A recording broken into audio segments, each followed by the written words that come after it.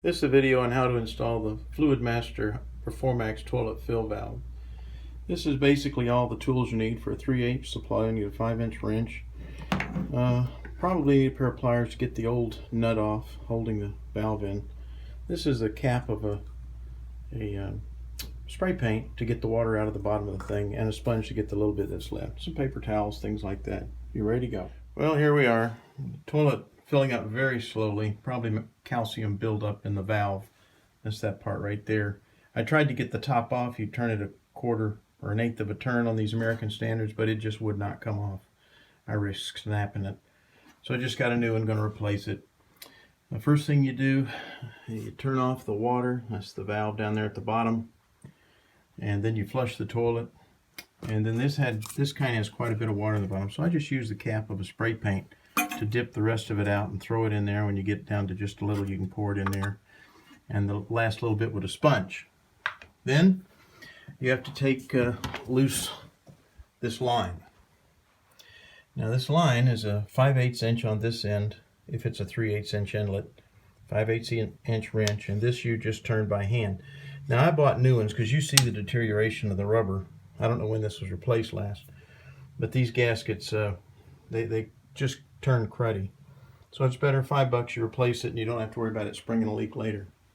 So now I've gotten to the point I have taken off the pipe and using just a pair of pliers, taking this nut off the bottom of this unit. And remember, you have to go counterclockwise. Now I'm fixing to take it apart, and I'll catch you up in a second. Having taken the thing apart outside, it appears that the little rubber gasket has kind of deteriorated and not forming a good seal, with mineral deposits caking up on it. And that's probably why it wasn't going to seal properly ever. So it needed a new valve, or at least a repair kit. Frankly, I don't know where you'd get one on the American standard. This is the one I'm using. It's kind of for goobers. It's infinitely adjustable and has little round dials at the top to adjust instead of having to click, click, click and figure all that out. You just have to adjust it for the height. And of course, the instructions are inside.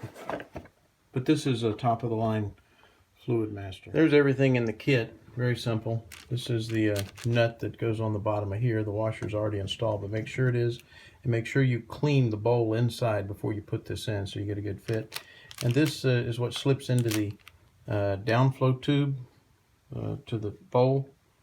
And you notice you're supposed to adjust the height of this thing by twirling it around so that the height of the water is a 1/2 inch below the top of the inlet tube. And then this little gizmo slips on the inlet tube, and you put this rubber hose here onto this nipple, tighten this nut up on the bottom, reattach the hoses, and you're pretty well done. Pretty simple, really. Don't be scared. From the top, this one here you adjust, as you can see, for the water level in the tank. You just turn this button for higher or lower. And this is how much water is in the bowl when it finishes flushing. So you can adjust that too on this model, which is really nice. This is the part you want to remember. See these grooves? This gray part slides up and down on here. You grab this part and then turn this part, as it says, twist left, to adjust the overall height of this thing, so that the top of this, it says, is roughly 3 inches above the water line. Well, here we are done, and you notice the water stopping 1/2 inch, 3/4 inch below the top of the pipe. If you want it to go up or down, you adjust this valve. This valve adjusts how much goes into the tank. Check for leaks. You can use a piece of tissue paper, dry it off real good before you start. Come back and check with a tissue paper, see if there's any water coming out. Tighten where needed. But be very careful. These ceramic pieces are razor sharp on the inside. You can cut your finger wide open just on that hole down there, cleaning it out. So be very careful. But happy flushing. It's this. Just as I finished the toilet, tornadic winds just set in. Sound like it's going to blow the roof off.